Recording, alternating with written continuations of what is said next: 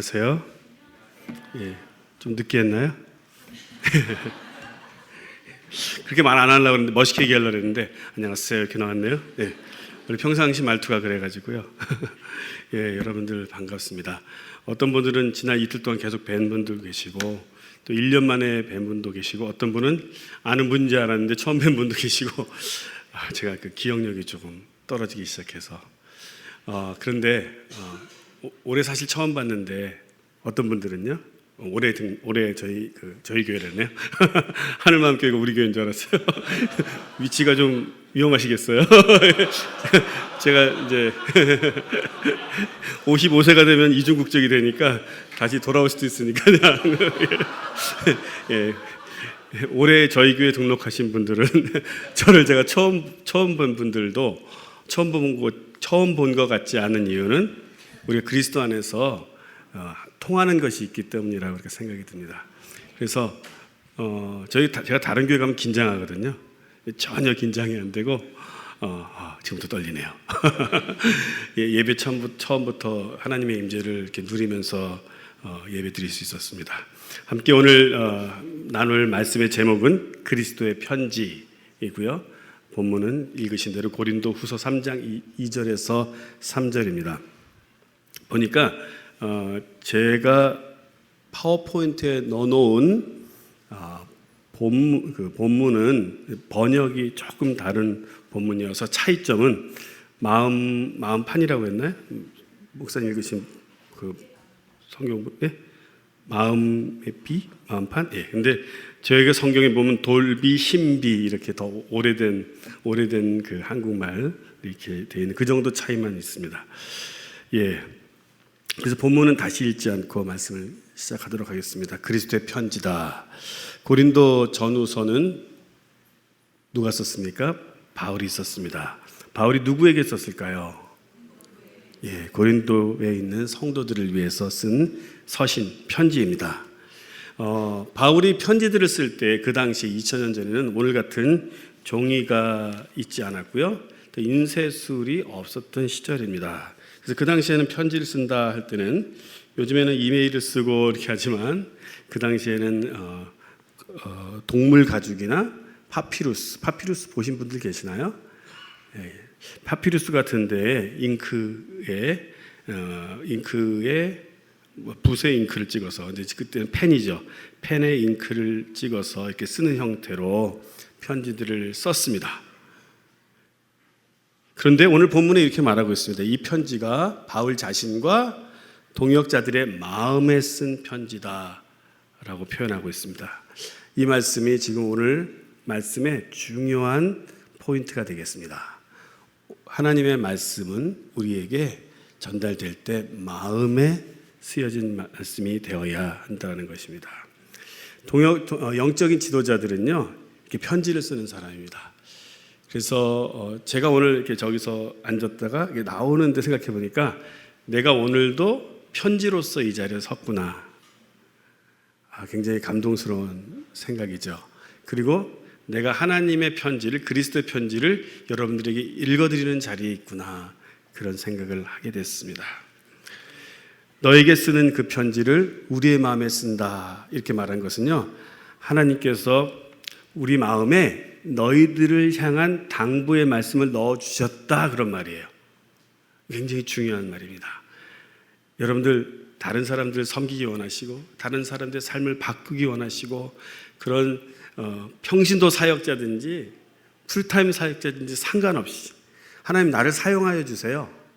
그래서 다른 사람들의 삶을 바꿀 수 있게 해주세요. 그런 마음의 소원이 있는 분들이 이 마음을 다 같이 품어야 합니다. 어떻게 해야 된다고요? 내 마음에 하나님의 당부가 있어야 합니다. 내 마음에 하나님의 상한 마음이 있어야 돼요. 아주 슬픈 마음이 있어야 돼요. 사람들을 보면서 그냥 지나가십니까? 거린들 보면서 지나가십니까? 속상하지 않으시다면 한번 심각하게 생각해 보셔야 합니다.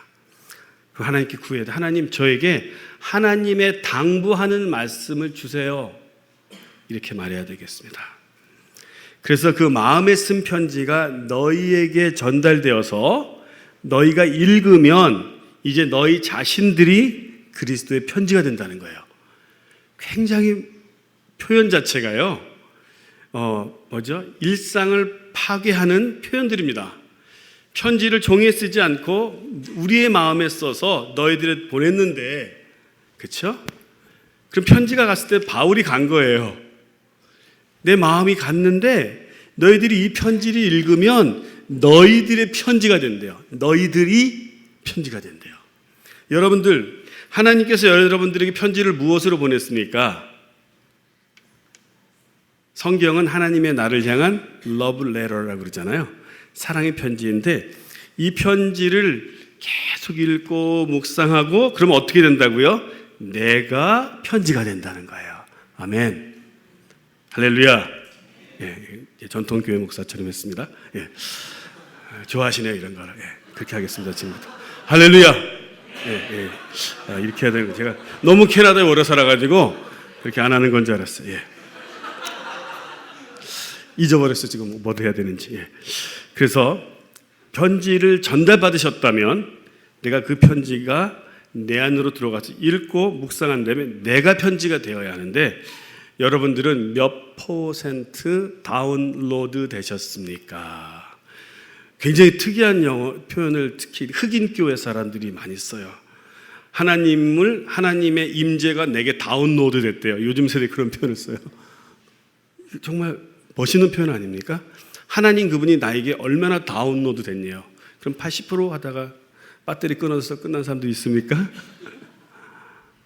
근데 내가 지금 얼마나 성경이 내게 다운로드 돼가지고 내가 얼마나 성경화 되었느냐, 하나님의 말씀 되었느냐에 대해서 오늘은 도전하는 말씀을 우리에게 주시는 것입니다. 너희는 우리로 말미암아 나타난 그리스도의 편지니. 와, 성경 말씀이 얼마나 멋있는지 몰라요. 너희는 우리로 말미암아. 우리는 우리 스스로를 드러내면 안 돼요. 하지만 이럴 때는요, 내가 드러내는 게 아니고요, 나를 드러내는 게 아니라 하나님이 나를 사용하셨다는 건 굉장히 중요한 부분이에요. 그래서 말하기를 너희들은 우리로 말미암아 나타난, 우리를 통해서 드러나게 된, 세상에 드러나게 된 그리스도의 편지다. 아멘. 여러분들 통해서 많은 그리스도의 편지들이 드러나기를 바랍니다. 나도 편지되어야 하고 편지인 여러분들 때문에 수많은 사람들이 그리스도의 편지가 되기를 바랍니다. 그러면 어떻게 해야 그 편지를 받은 사람들이 그 자신도 편지가 될 수 있을까? 바로 그 편지의 내용을 읽고 감동을 받고 도전받고 깨어져야 돼요. 아직 잠 안 깬 거 말고요. 아직도 안 깨지신 분들 계시나요? 저희가 이제 멕시코로든지 전 세계에 있는 훈련 프로그램인데요. 한국어로는 예수 제자 훈련 학교라고 하고요. 영어로는 DTS라고 하는데 전 세계에 있습니다. 한 1,400개 베이스 이 정도 있는 것 같아요, 지금. 아니, 더 있을지도 모릅니다. 그 중에 하나인 저희 멕시코 베이스에서 하는 이 5개월 예수 제자 훈련 학교 과정에서 굉장히 중요하게 여기는 부분이 뭐냐면요, brokenness예요. 깨어짐. 아직 안 깨어졌으면 사실은 변화가 안 일어난 거예요. 나는 그대로 유지하고 고상하게 신앙생활 하시는 분들 있잖아요. 무슨 말인지 아시죠? 눈물 한 번도 안 흘려보시고, 그렇죠? 전 괜찮아요. 그러시는 분 있잖아요, 그렇죠? 항상 괜찮아요. 그걸 우리는 프리텐드 한다고 포장했다고 하죠. 교회 오셔서 힘들다는 말도 좀 하십시오. 전 다 괜찮대요. 그런 분은 안 괜찮은 분들이 사실은 깨어져야 합니다. 우리가 깨어지기 위해서 나의 연약함도 얘기하고요. 그렇게 깨어질 때, 그때 하나님의 말씀이 정말 내 안에서 살아서 움직이게 되는 것입니다. 그 편지를 받은 그 존재가 내가 돼버리는 거예요. 그럴 때 우리가 세상을 향한 편지로 살아갈 수 있는 거죠. 하나님의 편지가 내 안에 들어왔으나 내 안에서 영어로 말하는 단어로 프로세스라고 하죠. 이 정도는 거의 한국말처럼 됐잖아요, 요즘에. 내 안에서 하나님 말씀이 들어와서 그 편지가 내 안에서 프로세스 안 되면 제가 요구르트를 키워요. 집에서. 뭐 대단한 일인지 어찌 얘기하는데 요구르트를 어떻게 키우냐면 우유에다가 키퍼 그레인이라는 이렇게 생긴 곰팡이 생긴 같은 것 하얀 거를 탁 넣으면 3일에서 5일 정도 지나면 분명히 우유였는데 요거트로 바뀌는 거예요. 그게 프로세스 되는 거거든요. 김치도 프로세스드 푸드 이런 거 다 변화되는 거 있잖아요. 그 유산균이 만들어지는 음식들 그런 것처럼 내 안에서 이렇게 프로세스 돼야 되는 것들이 있는데 하나님의 편지가 내 안에 들어왔으나 내 안에 프로세스가 안 되면 그러면은 나는 내 삶은 세상을 향한 편지의 삶을 살아갈 수가 없습니다. 우리 삶 속에 하나님께서 우리의 신비, 마음의 판에, 마음의 밭에 편지를 쓰시는 일이 일어나야만 합니다. 하나님의 말씀이 머리에 이해하는 부분으로 지나가면 안 되는 것이죠. 그런 일을 위해서 저희 교회 저희 교회에서 지난 이틀 동안 성령의 학교라는 학교를 했습니다. 그 학교 이 프로그램 동안 무슨 일이 일어났냐면 바로 하나님께서 우리들의 신비에 그의 글을 쓰시는 일들이 있었던 것입니다. 어쩌면 어떤 분들은 내 생에 한 번도 하나님이 내 마음에 글을 쓰는 일은 없었던 분들도 있을 것입니다. 그 일을 시작하신 분들이 있으시다면 또 오늘 예배에 참석하셔서 지금 이 순간에 하나님께서 우리 마음 가운데 글을 쓰시려고 하시는 분들이 있으시다면 하나님께 여러분들의 마음을 좀 드리세요. 아멘. 그럴 때에 하나님께서 우리 마음판에 직접 편지를 쓰실 때에 우리 삶의 트랜스포메이션, 변화가 일어나게 되는 것이고요. 주변 사람들이 먼저 그 편지를 보게 돼요. 과정이 이렇습니다. 하나님의 사역자들이 편지가 되어서 우리에게 옵니다. 그리고 우리가 그 편지를 받고 이해한 다음에 그 편지가 우리 마음에 새겨져서 프로세스가 되면 우리 주변 사람들이 편지인 우리를 보게 되는 일이 일어납니다. 그 일이 일어나야 되겠습니다. 그리고 우리가 마음판에 쓰여진 그 편지 내용 그대로 우리가 살기 시작하면 이제 보던 사람들이 보는 거에 멈추는 것이 아니라 그 편지를 읽으려고 할 것입니다. 그래서 하나님의 나라에 대해서 어제 우리 강의할 때 이런 얘기를 했습니다. 하나님 나라를 보는 사람들의 부류가 있고요. 아마도 제가 그랬습니다. 아마도 죄송한 얘기지만 너무나 많은, 좀 심하게 얘기할까요? 대부분의 크리스찬들이 여기 머물러 있는 것 같습니다. 천국은 갈 수 있을 것 같아요. 근데 이 땅에선 천국을 누리지 못하는 크리스찬들이 몇 프로일까요? 제가 비밀을 말씀드릴까요? 아마 90 몇 프로 될 거예요. 제가 믿기로. 그러면 좀 충격적인 얘기죠. 여기서 90 몇 프로란 얘기가 아니기를 바랍니다. 예, 교회 비교하는 거 그런 거 별로 안 좋아하는데요. 생명이 없는 신앙생활 하시는 분들이 모여 있으면 그럼 그 교회는 90%가 아마 90 몇 프로가 하나님의 나라를 본 수준에서 머물러 있겠죠. 내가 죽으면 천국 가겠구나라는 믿음까지 있는, 하지만 이 땅을 살면서 천국을 살지는 못하는 비참한 그리스도인, 실패한 그리스도인, 이 땅이 지옥과 같은 삶을 살면서 구원은 받았어요. 이런 안타까운 크리스찬들이 교회 바깥에서만 불쌍한 사람들이 있는 게 아니고요, 교회 안에도 너무나 많은 사람들이 불쌍하게 살아갑니다.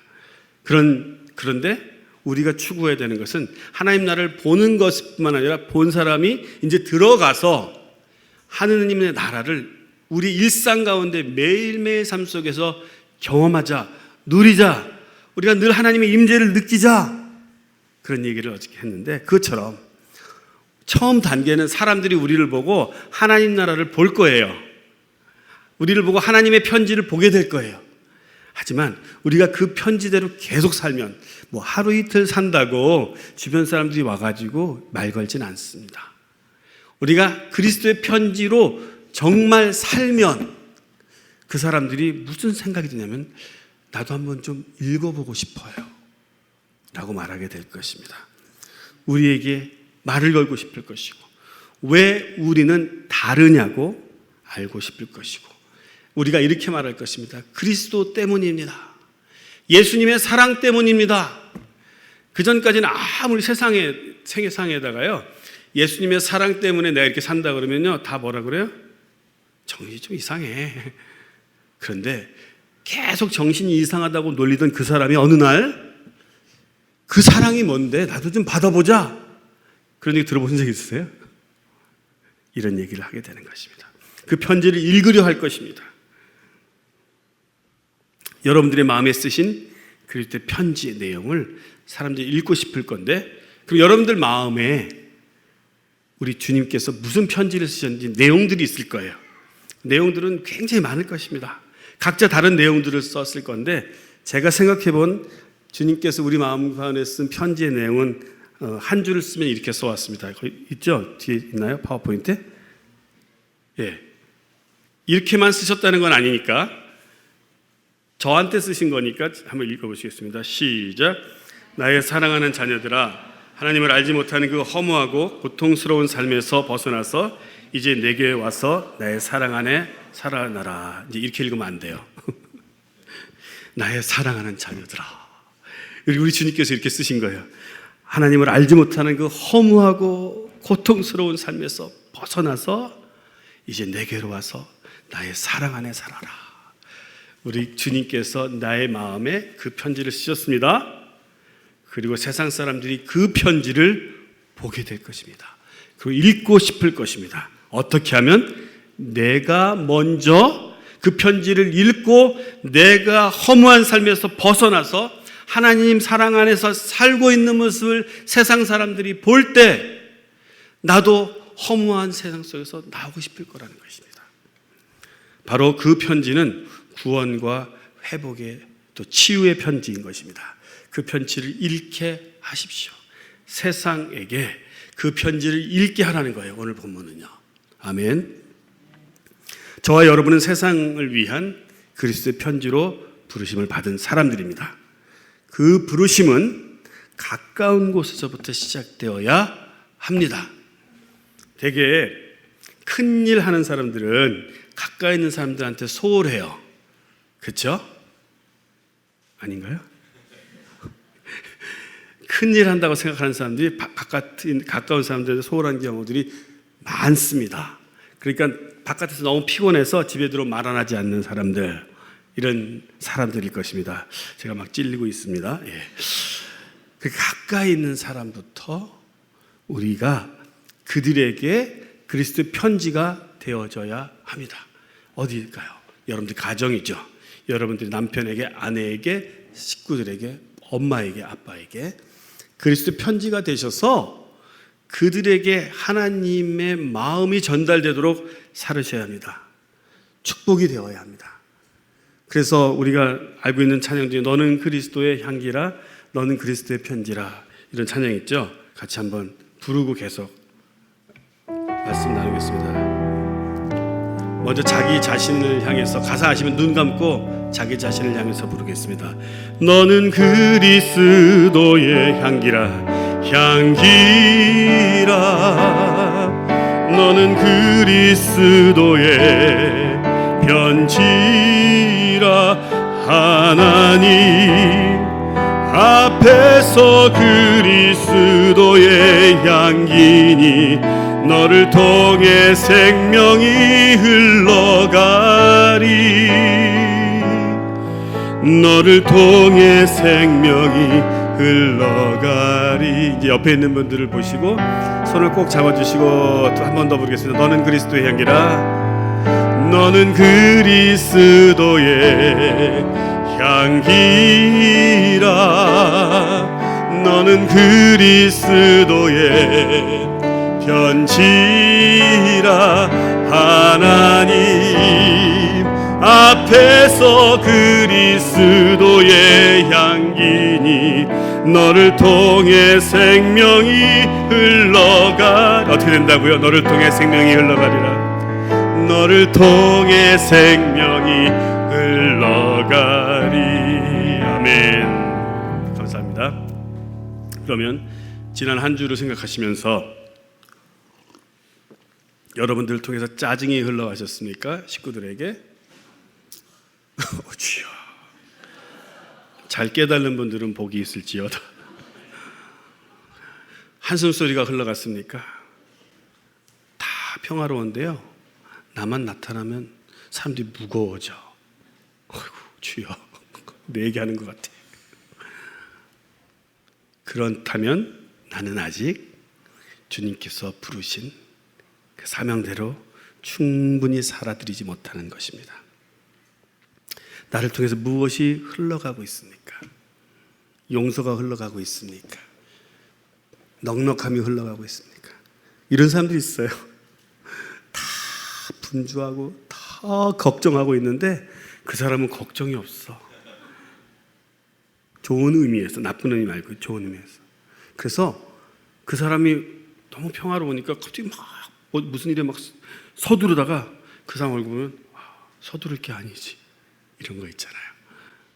어떻게 스트레스를 안 받으십니까? 그럼 미소 살짝 지어주는 거죠. 그 깊이를 네가 어떻게 아냐 하면서. 그런 영향력이 있어요. 그 사람만 가면 싸우던 곳이 안 싸우기 시작하는 곳이 있습니다. 나 때문에 우리 가족이 천국 되게 하시겠습니까?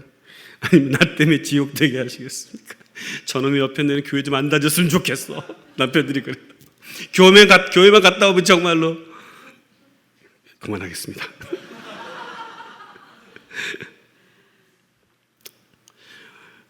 가까운 곳부터 시작하셔서, 근데 이 순간에도 이제 내 남편 생각하시는 분들 있잖아요. 맞아, 그 인간이 그러시면 안 돼요. 나한테만 적용하세요. 집에 가서 남편한테 오늘 말씀에서 그랬어, 그러면 안 되시고요. 아무 소용 없습니다. 가까운 곳에서 시작해서 먼 곳으로까지. 그래서 저는 조금 먼 곳으로 편지가 되어서 갔습니다. 그래서 캐나다에 살다가요, 캐나다에서 멕시코란 땅으로 가서 지금 편지의 삶을 살고 있습니다. 제가 아주 잘하나요? I don't know, no say. 모르겠습니다. 얼마만큼 잘하는지 모르겠지만 그 부르심대로 살려고, 충성되게 살려고 노력하고 있습니다. 우리 모두는 여러분들이 먼 곳에 가지 않아도 지금 있는 곳에서 가깝고 조금 먼 곳에 편지로 날마다 다니는 거예요. 아침에 출근하실 때 편지 배달하려고 가십시오. 직장에. 학교 가실 때 친구들한테 편지 배달하려고 가십시오. 짠! 나를 보는 순간 친구들의 스트레스가 없어지는, 나를 보는 순간 예수님 믿고 싶어지는 그 편지가 되십시오. 저는 오늘도 여러분들 앞에 편지로 서 있고 싶습니다.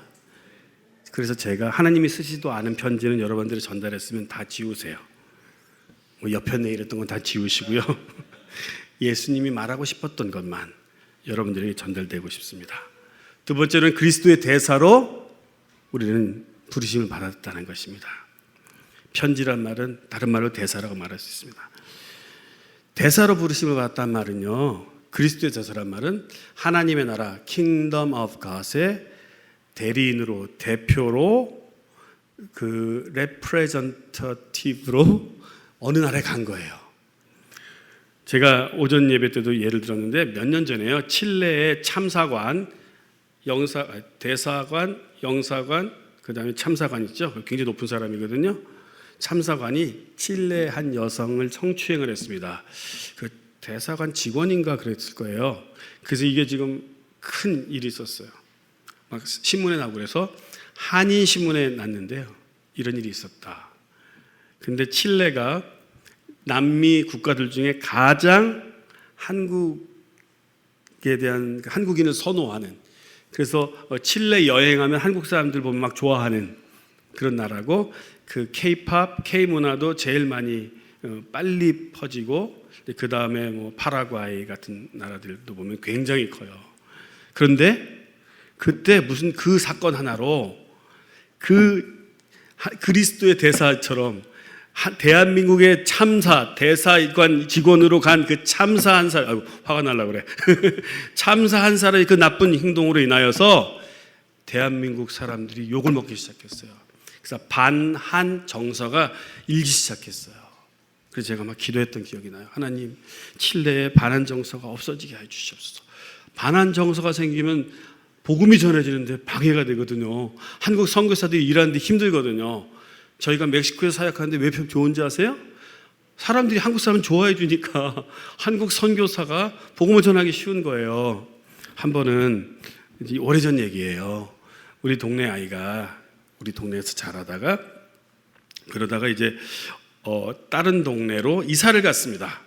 근데 이 아이가 자꾸 엄마한테 교회 가고 싶어요, 교회 가고 싶어요 그랬어요. 그래서 엄마가 할 수 없이 캐나다 선교사가 하는 교회를 데려갔어요. 집 근처에. 그랬더니 교회에 딱 들어가는 순간 이 아이가 뭐라냐면 여긴 교회가 아니야 그런 거예요. 왜? 그랬더니 로스 코레아노스 이랬대요. 뭐예요? 무슨 말이에요? 한국 사람이어야지 교회인 거야. 얼마나 감사한 얘기예요. 그렇죠? 왠지 아세요? 얘네 꼬마 때부터 본 선교사들이 한국 선교사들이거든요. 한국 우리 스태프들이랑 이런 사람들이 초창기부터 우리 베이스는 한국 사람들이 시작했으니까 이 아이에게 그래서 우리 동네 애들한테는요 되게 재밌어요.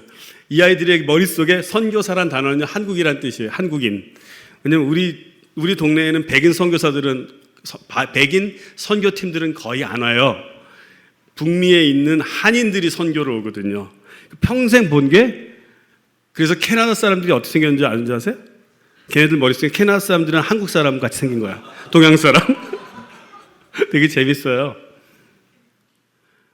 우리가 어떤 무엇을 그들에게 심어주느냐 굉장히 중요한 문제죠. 근데 대사관대 직원으로 나간 사람이 그렇게 함으로 한국 선교사들이 복음을 전하는데 방해가 되는 그런 일이 있었습니다. 바로 아주 철저하게 반대 케이스를 보여주는 예죠. 그리스도의 편지가 되어야 될, 대한민국의 편지가 되어야 될 사람이 나쁜 편지 전달한 겁니다. 저와 여러분은 하나님의 나라를 대신해서 이 땅에 사명을 가지고 태어난 사람입니다. 그래서 사도로 부르심을 받았다 하는 그 신약 복음에서 나오고 있는 단어인 사도란 단어는 헬라어로 아포스톨로스라고 하는데 아포스톨로스라는 단어의 뜻은 임무를 가지고 보내심을 받은 자라는 뜻입니다. 그러면 거기에는 두 가지가 있죠. 세 가지가 있습니다. 첫 번째, 보낸 자가 있어야 되고요. 그 다음에 네 가지가 있나? 임무가 있고요. 그렇죠? 그 다음에 임무를 받은 자가 있고 그 다음에 보낸 땅이 있어요. 그렇죠. 이것을 내 삶에 한번 적용해 보십시다. 여러분들은 사도입니까? 그렇죠. 명함에 여러분들한테 사도라고 만들어 드릴 수는 없어요. 우리 교단이 그런 사도직이 없으니까. 그렇죠? 근데 그런 거 막 만들고 그러시면 안 돼요. 막 저 사도입니다 그러면 안 되고 마음속으로만. 그래서 사도적 인생을 살아야 하는데 그러면 이 네 가지를 적용해 보시죠. 누가 보내셨습니까? 하나님이. 두 번째, 무엇을 우리에게 주시고 보내셨습니까? 그건 다 달라요. 여러분들이 보내심을 받을 때 어떤 일을 하라고 주신 임무가 다 다르다는 게 굉장히 중요해요. 그래서 제가 학생들 가르칠 때 항상 남의 옷 입지 말아라 이런 말을 해요. 찬양 인도자든지 설교자든지 모든 일 할 때 남들이 잘하는 거 따라 하시면 제가 망하는 일이다. 왜냐하면 하나님은 이 세상에 딱 한 사람, 여러분, 한 사람에게만 맞는 스타일의 설교와 그 찬양 사역과 모든 걸 주셨거든요. 그런데 누가 잘하니까 그거 따라해서 그대로 하면 망하는 길이에요. 남의 옷 입고 사이즈도 안 맞는데 제 옷이 좀 안 맞네. 제 옷이긴 한데요. 제가 좀 작게 입는 걸 좋아해서 남의 옷 입고 막 불편하다고 그래요. 되게 불편하잖아요. 그거 똑같은 거예요. 하나님이 나를 위한 부르심, 소명을 주셨다고 믿고 참고는 하되 다른 사람들이 하는 걸 보고 하나님 나에게 어떤 일을 주시고 그 나를 보내셨나 찾으셔야 돼요. 거기에는 하나님을 위한 봉사하는 영역도 있고 직업도 있어요. 학생들은 전공을 선택하는 것도 있고요. 거긴 결혼하는 것도 포함되어 있어요. 결혼을 막 이렇게 제비 뽑아서 하나요? 하나님이 나에게 정해준 사람이 있다. 결혼하신 분들 지금 옆에 있는 자기 남의 사람 손 잡지 말고요. 자기 아내나 남편이 옆에 계신 분들은 손 한번 잡아 보실래요? 예. 몇 분 같이 앉아 계신 분 많지는 않으시네요. 그렇죠? 꼭 잡아 보시면요. 하나님은 나에게 짝을 정해 주셨어요. 어떤 사람이 이렇게 해요. 내가 하나님 잘 믿지 않을 때 만났는데요. 이 사람? 그러잖아요.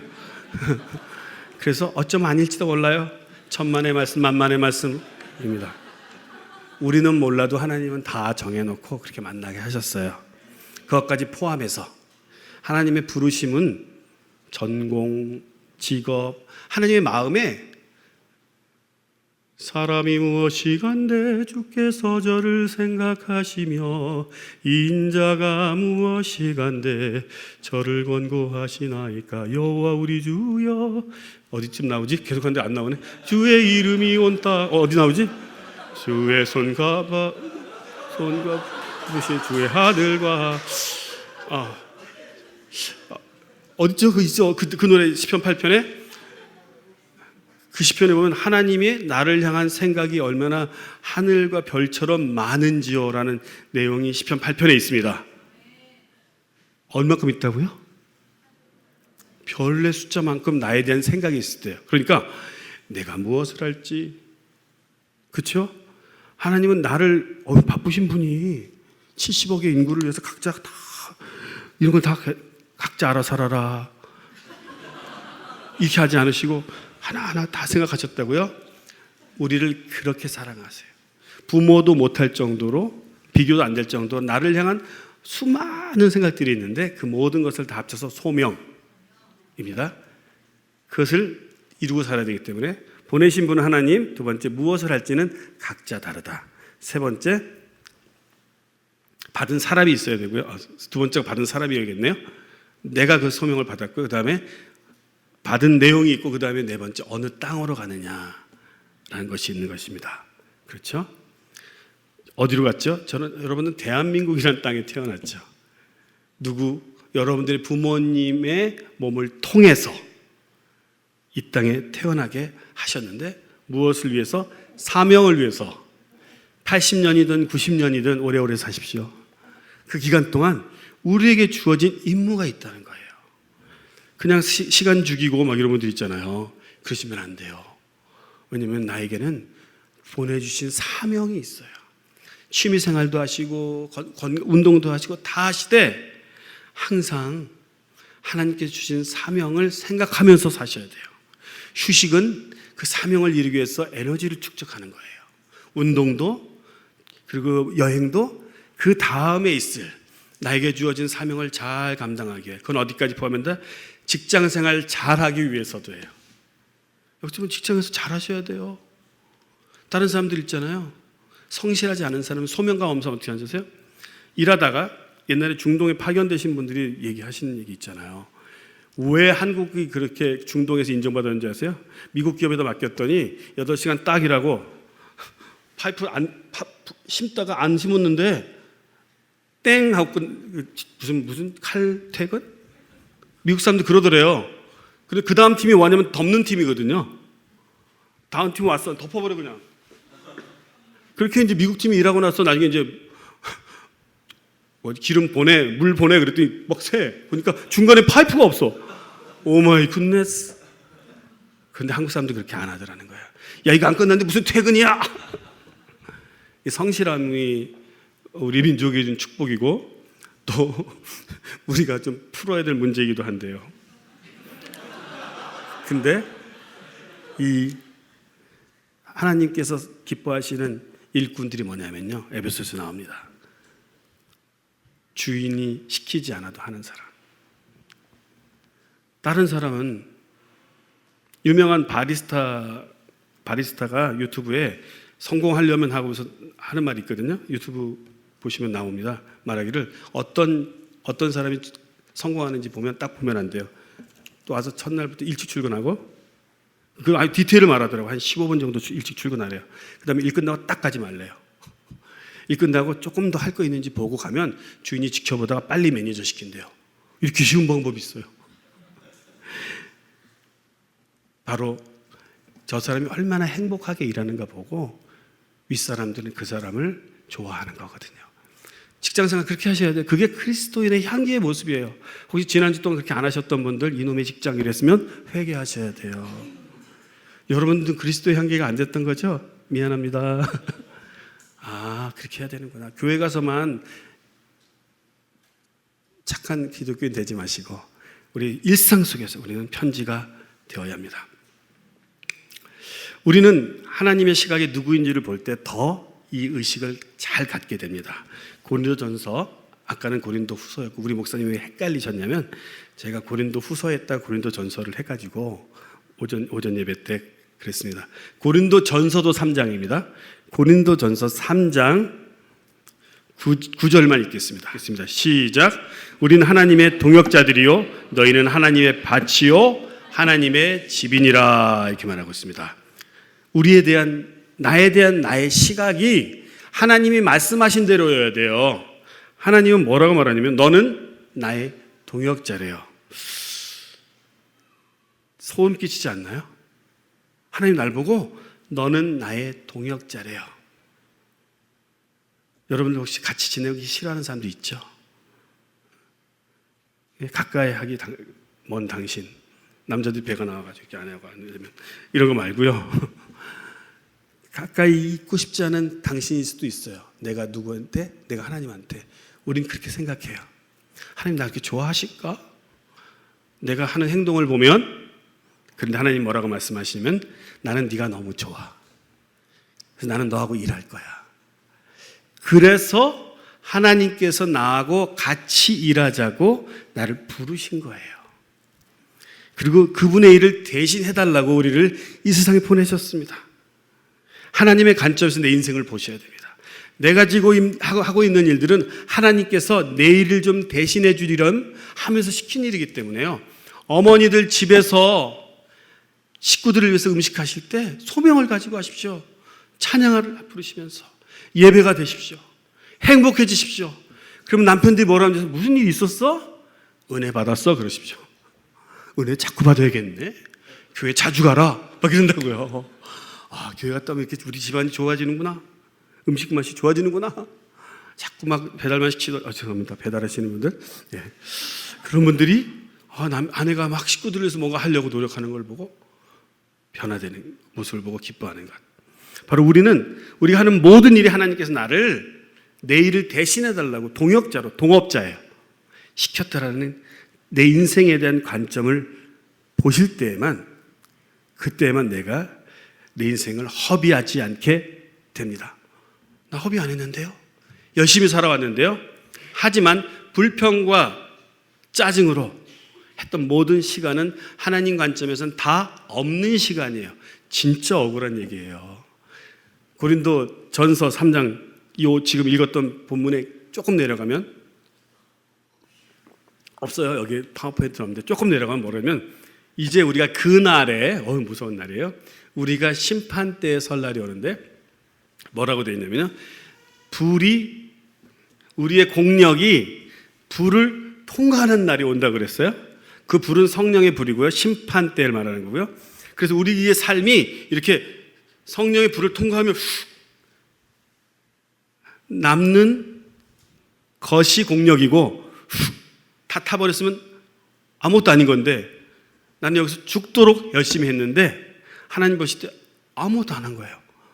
아무것도 없는데 주를 위해서 열심히 선교했는데 선교사가 주님 앞에 갔더니 너 뭐하고 왔냐? 네? 나 20년 선교했는데요? 없어 기록에. 왜요? 그랬더니 이거 할 때는 짜증내고 비교하고 교만하고 하나도 기록이 없는데 기가 막히죠. 하나님의 시스템을 속일 수 있습니까? No way. 바로 우리가 하나님 안에서 그리스도의 향기로 편지로 했던 일들만 하나님께 남는다. 그렇지 않은 건 다 허비된 인생입니다. 아, 그런 거구나. 그러니까 무조건 열심히 산다고 생산적인 게 아니에요. 하나님 편에서는 우리가 하나님의 편지가 되었을 때에만, 무슨 말이냐면 하나님의 성품을 보여줬을 때만. 하나님 짜증내십니까? 화내시죠. 하나님 목소리 굉장히 막 크게, 내가 어저께 얘기했나요? 우리 엄마들이 하나 둘 셋 하고 때린다고 애들. 너 한 번만 더 해봐. 둘 셋 하기 전에. 근데 우리 하나님 어떻게 하냐면 우리를 향한 참음이 저 따라하겠습니다. 똑같이 해야 돼요. 오래 참으신대요. 하겠습니다. 시작. 오래 참으신대요. 그래서 내가 살았죠. 그게 하나님의 성품이에요. 우리가 그래서 내 옆에 있는 사람을 향하여 오래 참잖아요. 그러면 그때부터 하나님 나라가 임해요. 옆에 있는 분들한테 격려해 주세요. 난 잘하고 있으니까 옆에 있는 분들한테 격려하세요. 오래 참으세요. 옆에 있는 분 오래 참으세요. 이 말씀은 축복의 말씀입니다.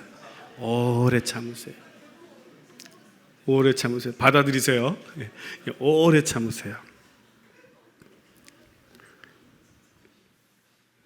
저는 하나님의 일이 벌어지는 현장에 자주 있습니다. 저희가 하는 일 때문에 말씀을 전하고 기도 사역하고, 그래서 하나님의 기적들이 일어나는 장소에 많이 있습니다.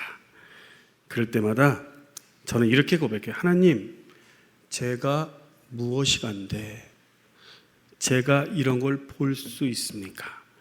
제 입에서 내가 했다는 말이 나오는 날은 정말 나는 인생의 끝이라고 생각하고 살아가고 있거든요.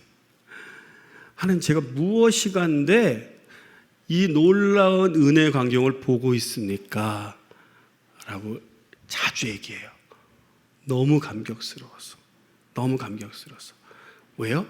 하나님이 나를 지키셨다는 게 너무 감격스러운 거예요.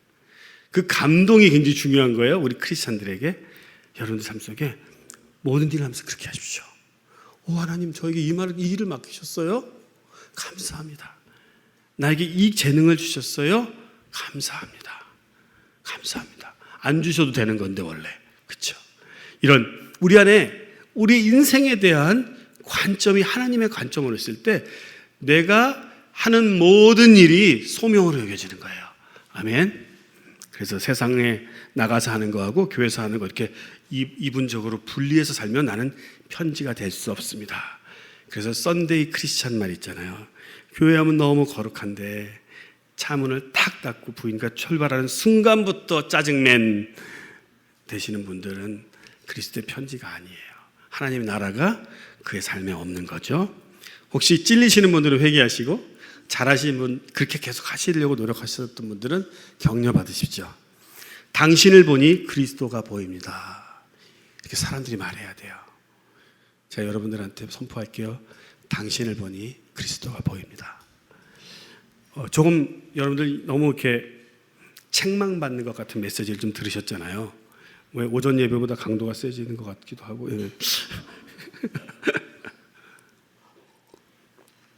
그래서 이런 말씀을 들을 때는요, 이렇게 받으셔야 돼요. 우리 하나님의 성품을 잘 생각해 보십시오. 너 이렇게 살아, 이렇게 살아, 이렇게 살아라고 말씀하실 때 하나님은 혼내시는 게 아니에요. 하나님 우리한테 약속의 말씀을 주시는 거예요. 다시 설명해 드릴게요. 이렇게 풀어서 너는 그리스도의 편지야. 혼내는 게 아니에요. 너는 그리스도의 편지가 될 거야. 지금 나를 보면 안 돼요. 그렇죠? 전혀 가망성이 없는데 하나님 말씀하세요. 네가 믿기만 하면 돼. 중요한 건요, 내가 그리스도의 편지라고 믿어야 편지처럼 살지요. 아직 멀었어요. 그러면 한참 있다 하려고 하기 때문에 오늘 또 편지답지 않은 삶을 살아도 괜찮아지는 거예요. 이해가 되시죠? 다시 말씀드리겠습니다. 될 거야가 아니고요. 당신은 이미 그리스도의 편지이십니다. 그러니까 딴짓 하지 마세요. 이미 편지이니까 그렇게 사시면 돼요. 그러다 가끔 실수할 수가 있다는 거죠. 거꾸로 생각하셔야 돼요. 어쩌다 편지답게 사는 게 아니라요, 이미 편지인데 넘어질 수는 있다라는 것입니다. 우리를 통해 예수 그리스도가 보여야 합니다. 그분의 성품이 보여야 합니다. 그래서 그분이 하셨던 것처럼요, 가난한 자와 마음이 상한 자와 병든 자가, 각종 귀신에 억눌린 자들이, 소외된 자들이, 죄인들이 그들을 통해서 그분을 통해서 긍휼을 받았어요. 그래서 우리가 그리스도의 편지가 된다는 건 뭐냐면 우리 주변에 은혜가 필요한 사람들을 볼 때 우리 안에서 긍휼이 나와야 된다라는 것입니다. 세상을 향하여서 긍휼을 가지고 나가는 예수님의 편지, 예수님이 복음서에서 하셨던 똑같은 일을 내가 하는 거예요. 아멘. 또한 그리스도의 편지의 삶을 산다는 의미에는요, 세상에 예수님의 기쁨을 보여주는 삶이라는 의미가 포함되어 있습니다. 여러분들이 주님 안에서 기쁜 삶을 보여주셔야 됩니다. 어떻게 보여주죠? 기쁘지 않은데? 그렇죠? 그러니까 먼저 어떻게 기뻐지는지를 보여줘야 되는 것입니다. 내가 어떻게 그러면 그리스도의 기쁨이 내 삶 가운데 가득 찰 수 있는가? 이에 대해서 우리가 날마다 점검하셔야 됩니다. 고민하셔야 됩니다. 첫 번째는요, 어떻게 기쁨을 가질 수 있는가? 첫 번째는 주 안에서의 기쁨은 주 밖에서 나를 만족시키던 것들로부터 떠날 때 생깁니다. 또 이런 얘기였구나. 여기 안에는 주 안에서의 기쁨을 얻기 위해서 주 밖에서 만족하던 것들로부터 떠나야 되는데, 그러면 주 안에서라는 거에는 무엇이 포함되는 줄 아세요? 여러분들이 반대로 생각하신 분들이 있는데 잘 들으셔야 돼요. 여러분들이 즐기는 스포츠, 영화 보는 것까지 포함해서 뭐 있을까요? 여러분들이 즐기는 많은 것들, 쉼, 여행, 이런 것들을 주 안에서 할 수 있습니까? 없습니까? 해본 적이 없으신가요? 주 안에서 할 수 있습니다. 왜요? 휴식이 필요하니까. 그렇죠? 그래서 운동을 해서 몸이 건강해야 주님께 영광이 되니까 그렇게 하시면, 그래서 어떻게 하냐면 이 모든 일들의 정도를 주님과 함께 상의하고 정하시는 거예요. 제가 우리 교인들에게 말씀드려요. 캐나다 사람들이 골프 많이 치거든요. 골프 치십시오. 골프 치시는데 한 달에 몇 번 나가실지 하나님과 물어본 적 있어요? 그러니까 그런 것까지 물어보십시오. 음성이 안 들려오는데요, 양심이 말할 것입니다. 하나님은 양심을 통해서 다 말씀하시거든요. 내가 좀 너무 많이 나간 것 같아. 알 거 아니야. 부인이 좀 힘들어하면 양심이 찔리는 거지. 조금 줄이시면 되고, 그렇죠? 이렇게 주 안에서 하시면 돼요. 근데 그 과했던 것들 또는 주님이 싫어하는 것들도 있죠. 그렇죠? 정도의 문제가 아니라 그런 것부터 떠나가야 되는 것입니다.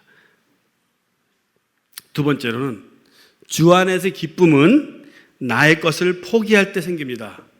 진짜로요? 한 번도 안 해보신 분들은 눈이 동그래지는 거고요.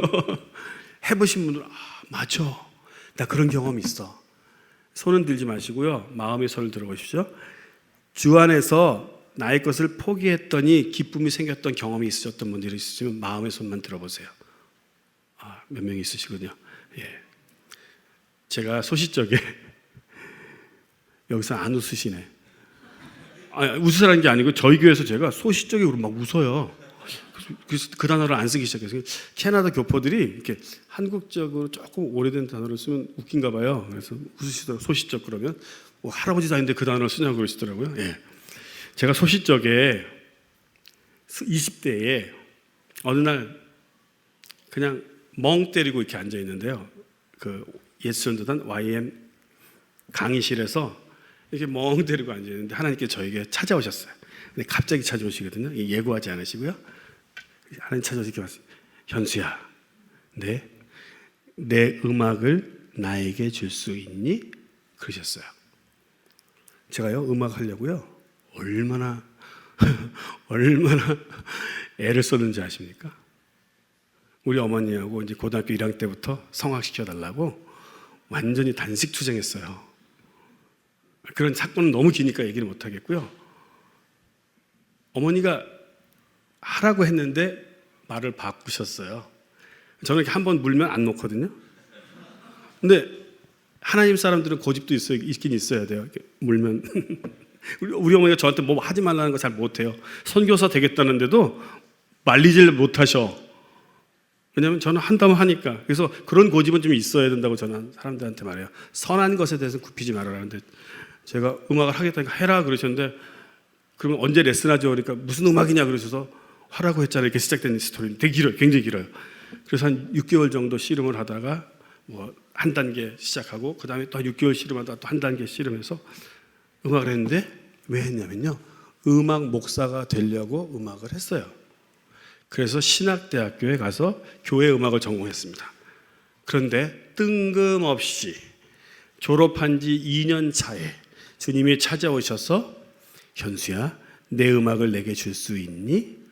근데 이럴 때 보통 우리가 시간 끌고 뜸 들이고 왜요? 설명해 주세요. 그러면 못 드려요. 아시나요? 그냥 드리는 게 나아요. 예. 네. 근데 제가 물어봤어요. 근데 그럼 언제 돌려주시나요? 지금 달라고 그러시니까 이해가 안 되잖아요. 음악을 시키셔놓고선. 제가 음악을 시작한 게요, 기도하시는 분들이 기도하면서 음악 목사 된다고 그래서 시작했거든요. 아니, 음악 목사 된다고 말씀 안 하셨어요. 찬양으로 주님께 영광을 돌릴 거래요. 그래서 우리 어머니가 지시고 이제 시키셨거든요. 이해가 안 되잖아요. 네? 언제요? 하나님 뭐라고 말씀하신지 아세요? 때가 되면 돌려주겠다. 제가 돌려받았게요, 안 받았게요? 정답입니다. 지금 쉬운 사례입니다. 안 받았습니다. 하나님 사기치신 건가요?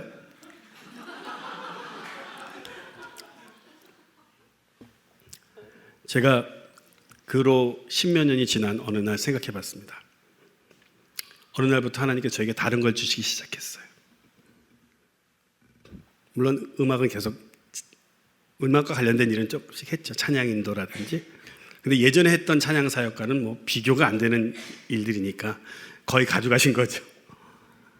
말씀을 나누기 시작했는데 점점점 하나님이 저에게 말씀 나누는 사역을 더 많이 주시고, 제 주변에 음악하는 사람들 하나씩 다 잘라내셔서 지금 멕시코 마네아데로에서 음악을 같이 할 수 있는 파트너를 찾기는 거의 어렵습니다. 같이 뭐 노래를 부른다든지 뭐 밴드를 한다든지 이런 건 안 돼요. 다 자르셨어요. 근데 더 많이 하나님께서 말씀을 나누는 사역을 주셨어요. 그리고 기도하고 치유하는 사역을 주셨습니다. 근데 10몇 년이 지난 후에 생각해 봤어요. 만약 나에게 지금 음악가로 무대 생활을 주로 하라고 그러면 어떨까 생각했더니요, 놀라지 마세요. 내가 지금 음악하는 친구들 생각했어요. 같이 음악했던 친구들처럼 똑같은 그런 삶을 살고 있다면 내가 어떨까 생각했더니 행복하지 않은 거예요. 그리고 지금 내 삶을 바꾸고 싶지 않은 거예요. 그때는 몰랐어요.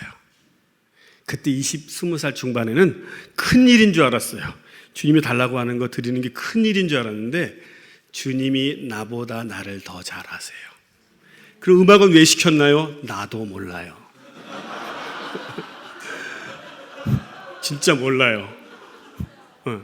음대는 왜 나오게 하신지 잘 모르는데 조금 아는 건 있는데 그건 지금 설명할 시간이 없어서 조금은 아는데, 하나님은 우리보다 훨씬 생각이 높으셔가지고 우리가 이렇게 하나님의 수준을 따라갈 수가 없어요. 그런데 중요한 건 하나님을 신뢰하세요. 하나님이 달라고 한 거 드리면 더 좋은 거 주는 거지 음악을 돌려주는 건 줄 알았다니까요. 정말로. 제가 그 순간에 하나님, 제가 드리겠습니다. 그런 순간 신기한 경험을 했습니다. 제 마음으로 뒤쪽 등골 이쪽으로 설명할 수 없는 어떤 종류의 하늘의 기쁨이 쏟아져 내리는데 너무 가벼운 거예요. 이걸 뭐라고 설명하죠? 설명할 길이 없네. 우선 선전에 나오던데 설명할 길이 없네. 여러분들도 그 기쁨을 누려보십시오. 여러분들한테 중요한 일을 주님을 위해서 포기하고 나서 오는 그 기쁨은요, 세상이 주는 기쁨하고 달라서, 그 다음에 주님이 너 이거 줄래? 그러면 얼른 드린다니까요. 예, 가져가십시오. 뭐 좋은 거 주시겠지. 하나님의 처분에 맡기는 삶을 살아갈 수 있습니다. 나의 것을 포기할 때 주 안에서 기쁨이 있습니다.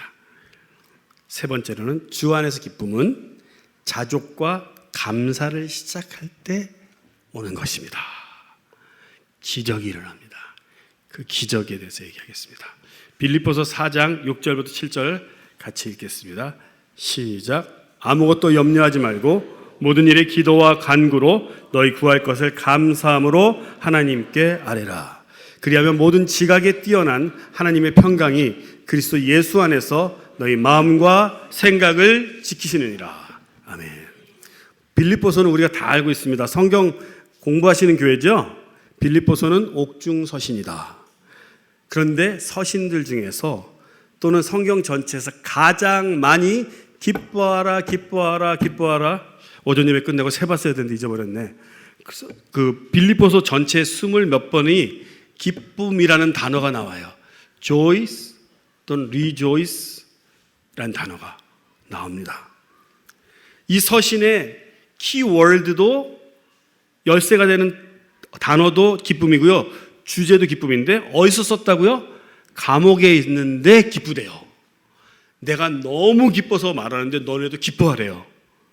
그런데 그 주된 내용이 기쁨인데 4장에 이제 편지가 다 끝나가려고 그러는데 뭘 얘기하냐면 아무것도 염려하지 말고 이렇게 시작합니다.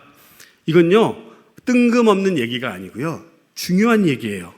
기쁨에 대해서 우리 삶 가운데 기쁨을 누리는 삶을 살기 위해서 우리가 넘어야 될 산이 하나 있는데요, 그게 바로 염려와 근심이라는 것입니다. 성령의 학교 강의 중에 제가 얘기했는데요, 우울증 환자들이 그들을 트리트먼트하기 위한 약을 주는 그 약의 양이 그것으로 인해서 나가는 심리 정신의학적 약을 쓰는 것이 가장 많았는데 미국에는 2014년인가 6년인가 기준에 바뀌었대요. 미국의 정신의학자들이 말하기를 이제는 우울증 환자들이 약을 타가는 것보다 다른 증세 사람들이 약을 타가는데 걱정, 근심, 그 병인가요? 그래서 그걸 이제 병으로 친대요. 걱정, 근심, anxiety.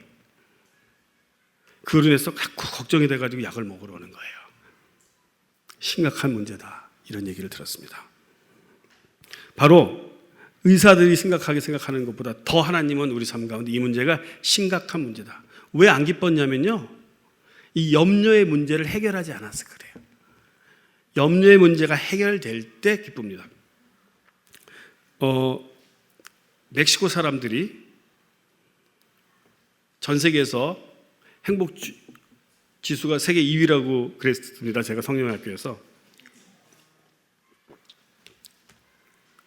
보통 개인 소득이 한 달에 20만 원 정도 되는데, 그래서 충분히 먹고 사는 사람은 별로 없는데요, 주변 사람들이. 근데 보면 여유 있어. 이렇게 똘띠아라고 있거든요. 이 똘띠아에다가 고기를 살 돈이 없으니까 콩을 이렇게 요리해서 콩을 넣어서 이렇게 해서 맛있대. 나보고 자꾸 먹으래. 괴로워요. 우리 일꾼이 자꾸 와서 맛있다고 먹으라는 거죠. 나는 그거 안 먹고 싶은데, 그러면서 전혀 상관없어요. 내가 얼마나 가졌느냐가 내 행복과 상관이 없어요. 그런 사람들이 부럽다니까요. 염려가 없는 사람들 같아요. 내일 또 나가서 일하면 되죠. 여러분들 통장에 얼마 있느냐 가지고 그 염려 근심하시잖아요. 조금 더 있어야 되는데 없어서 걱정하는 거거든요. 이런 문제가 있어요. 바로 이 문제가 뛰어넘어져야 우리 삶 가운데 참 기쁨이 오는데요, 우리가 염려가 생겨날 때 어떻게 하라고 말하고 있냐면 하나님한테 그 문제를 들고 나가서요, 기도와 간구를 하라고. 지금 빌립보서 4장을 지금 풀어드리는 거예요.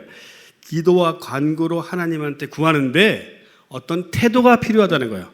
문제를 들고 하나님한테 구할 때 어떤 태도로 구해야 우리 삶 가운데 있는 염려의 일들이 풀리고 우리 마음이 염려로부터 자유로워진다는 얘기를 지금 가르쳐주고 있는 거예요. 그것을 뭐라고요? 감사함으로 구하래요. 이런 거예요. 내가 처한 상황 자체를 감사하는 거예요. 하나님, 저희 회사가 지금 부도나게 생겼습니다. 감사합니다. 뭐요? 제가 지금 병이 발견됐습니다. 주님 감사합니다. 첫 번째, 오늘날까지 건강하게 살게 하셔서 감사하십시오. 그리고 병을 발견하게 하신 것 감사하십시오. 하나님 감사합니다. 저의 그냥 지금까지 살아온 게 원래 덤으로 사는 거거든요. 괜찮죠? 원래 10년, 20년 전에 죽었어야 되는데 덤으로 살았으니 오늘날까지 사는 거 감사합니다. 그럼 모든 게 해결되더라고요. 하나님 오늘까지 회사하게 해주셔서 감사합니다. 그럼 무슨 일이 생긴다고요? 염려에 짓누르는 그 무거운 짐이 우리 삶 가운데 없어지는 기적이 일어나는 거예요. 놓은 사람들은 무섭거든요. 그렇죠? 그래서 죽기 살기로 달려드는 사람이잖아요. 목숨을 무서워하지 않는 300 용사들이 무서웠던 것처럼 300 영화 봤나요? 제가 주 안에서 봤거든요. 영화를. 예. 보면 죽는 게 안 무서운 거예요. 그러니까 무서운 거죠. 놓은 사람들이 무서운 거거든요. 놓으십시오. 염려와 근심을 놓으십시오. 그 기적이 어디서 일어나냐면 감사할 때 하늘에서 평강이 임하는데요. 뭐라고 쓰냐면 모든 지각에 뛰어난 하나님의 평강이 하늘로부터 내려오는데요. 이 말을 잘 보셔야 돼요. 우리는 문제가 생기면요, 우리가 동원할 수 있는 모든 지식, 생각을 다 동원해요. 그래서 해결하라고 해요. 그런데 그것이 도움이 안 된다는 거예요. 우리의 한계로 해결이 안 된다는 거예요. 그런데 그때 우리가 하나님께 감사할 때 그 모든 지각에 뛰어난 New King James 버전에서는 surpasses all understanding이라고 말하고 있습니다. 모든 이해력, 지식, 지각을 뛰어넘는 놀라운 표현이에요. 내 능력을 뛰어넘는 하나님의 능력이 나타나셔요. 난 아무리 해도 안 되는데 하나님 그걸 뛰어넘으시는데 무엇으로 임하시면 하나님의 평강이 우리 가운데 임하셔서 우리 마음을 지키신대요. 중요한 문제는요, 우리가 마음을 못 지키기 때문이에요. 마음과 생각을 지켜주신대요. 아멘. 그래서 무슨 큰일이 있어도요, 그 정신줄을 놓지 말라고 그러잖아요. 그렇죠? 마음이 심지가 곧고 평강이 있는 사람들은 안 져요. 그렇죠? 그런 일들은 하나님께서만 시켜주신다고 말하고 있습니다. 그래서 오전 시간에도 말씀드렸는데 제가 이 부분을 아내하고 아침에 이렇게 갑자기 이 말씀을 주시네. 설교 다 준비 끝났는데 갑자기 빌립보서 말씀을 추가로 하라고 주시는 것 같으네 하면서 이렇게 설명하고 있었어요. 이런 설교를 하려고 그래요. 아내한테 말하는데 갑자기 그때 마음속에 이런 생각이 딱 떠오른 거예요. 생쥐 한 마리가 지금 도망갈 구멍을 찾는 거예요. 우리가 감사하지 않으면 그 생쥐가 되는 거예요. 지금 고양이 나타났다. 어떻게 하냐? 죽었다. 근데 대부분 그 쥐가요, 고양이나 또는 뱀이 나타났을 때 왜 잡히는 줄 알아요? 정신줄을 놔가지고 긴장해서 역사 대대로 조상 대대로 들어온 말들이 있어요. 고양이나 뱀을 만나면 죽는다. 그러니까 안 움직이더라고 보통은. 도망가면 같이 싸우는 고양이들도 있거든요. 잘 몰라가지고 못 들어봐가지고 그러면 꼭 잡히는 건 아니에요. 정신줄을 놓는 게 문제죠. 어느 구멍으로 도망갈까?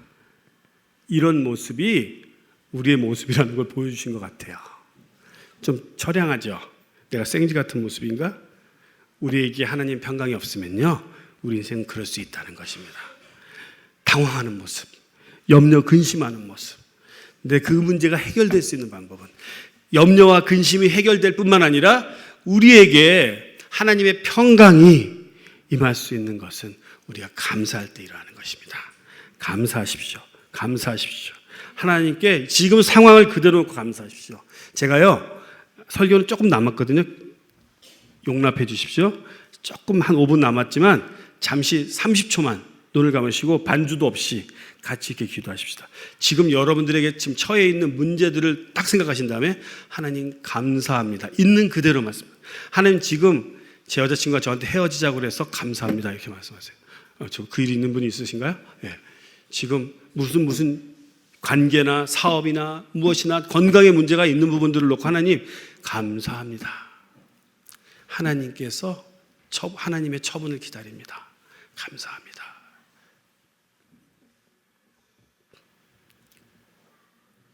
한 세네 가지씩 하셨죠? 예. 하나님께서 그 감사를 받으셨습니다. 그리고 이제 남은 일은 하나님께서 기적을 베푸실 일입니다. 우리 삶 속에 이렇게 감사할 때 하나님 우리에게 지각을 뛰어넘는 평강을 우리에게 주심으로 오히려 그때 바른 판단이 생겨나게 되는 것입니다. 한 형제님을 위해서 어느 집회에서 기도하고 있었습니다. 많은 사람들이 기도하던 중에 어떤 형제에게 다가가서 이렇게 기도가 나왔어요. 주님께서 말씀하시는데 내 삶을 다 주께 드리겠다고 고백하라고 하시는데요. 그랬더니 어떻게 하시나요? 내 삶을 다 주님께 드리래요. 그럼 어떻게 하시나요? 잠시 고민하잖아요. 고민하는 모습이 보였습니다. 내가 좀 잘못했나 생각해 봤어요. 반응이 안 좋더라고요. 그 다음에 몇 초 후에 하나님께서 이렇게 말씀하셨어요. 내 삶에 즐기던 것과 내가 기쁨으로 여기던 것들을 지금 주님께 드렸으니 이제 내가 너의 기쁨이 되겠다. 그렇게 말을 전달하는데 이 형제가 막 울기 시작했어요. 알죠? 어떻게 우는 건지. 그래서 알게 되는 건 몇 초 고민하는 동안 고민하다가 말했구나. 내 삶을 전체를 드리겠습니다. 나는 몰랐는데 아마 이 형제가 하나님 제가 좋아했던 것도 드리겠습니다 했나 봐요. 내가 하고 싶은 거 드리겠습니다.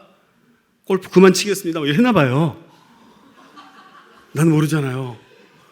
그렇기 때문에 주님께서 이제 내가 너의 기쁨이 되겠다 할 때 그렇게 엉엉 울었던 거예요. 잘 생각해 보십시오. 주님이 우리에게 기쁨만 주시는 게 아니고요. 주님이 나의 기쁨이 되는 거예요. 그게 놀라운 사실입니다. 우리 삶이 감사하기 시작할 때요. 그리고 내 삶에 내가 소중히 여겼던 것들을 주님께 하나씩 드릴 때 그분이 나의 기쁨이 되어주십니다. 하나님보다 나에게 더 기쁨 될 수 있는 존재는 이 세상에 아무것도 존재하지 않습니다. 이전에 좋았던 것 그리고 우리가 물질적으로 내가 잠시 즐길 수 있는 것 오래가지 않는 기쁨이지만 우리 주님은 우리에게 영원한 기쁨이십니다. 아멘. 우리가 그런 기쁨을 받으셔야 돼요. 내 것을 드리고 감사하는 삶을 통해서 주님의 기쁨을 우리가 받으셔야 합니다. 한 권사님의 이야기를 나누고 이제 말씀을 나누려고 합니다. 마무리하려고 합니다. 제가 쌍파울에서 어떤 사역을 하고 있는데 어떤 분의 숙소에 머물게 됐습니다. 쌍파울의 한인교회 어떤 권사님이신데 그분이 자기 간증을 나누셨어요. 목사님, 제가 몇 년 전에 목장들 있죠? 목장의 목자, 그분이 목자시거든요. 목자 세미나를 하게 됐습니다. 우리 교회에서. 그래서 어디 좀 멀리 야외로 나가서 어느 기도원 같은 데죠? 수련장 같은 데 가서 목장 세미나를 했는데 인도하시는 목사님이 생각지 못했는데 이런 프로그램을 하셨대요. 여러분도 한번 해보세요. 내 인생에 내가 소중하게 여기는 것들 다 쓰라고 그러더래요. 이유는 말하지 않고 다 썼대요. 뭐 10가지 쓰라 했나? 썼는데 이제 다 쓰고 나니까 이렇게 하더래요. 이제 그 중에 10개 중에 하나는 내가 포기할 수 있다고 하는 거 포기하세요. 그거 좀 쉬워요. 그렇죠? 예, 그럼 뭐 내가 원래 스시 좋아하는데 스시 이런 건 쉽잖아요. 그렇죠? 예, 지웠어요. 뭐 자전거 타는 거 지우고 이렇게 할 수 있어요. 그렇죠? 근데 어디까지 하나씩 떨림이 시작되는 거예요. 하나씩 했냐면 2개 남을 때가 순간이 왔어요. 뭐가 남았냐면 가족하고 하나님밖에 안 남았어. 근데 갑자기 여기서 끝난 줄 알았어요. 그래도 더 하시겠어요. 근데 그 목사님 이제 하나 더 버리십시오. 근데 이 권사님이 이 종이를 놓고 떠는 거예요.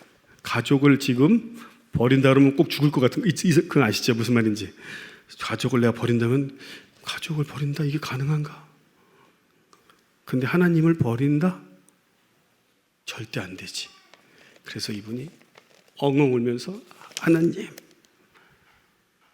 가족을 버리고 하나님을 붙잡았대요.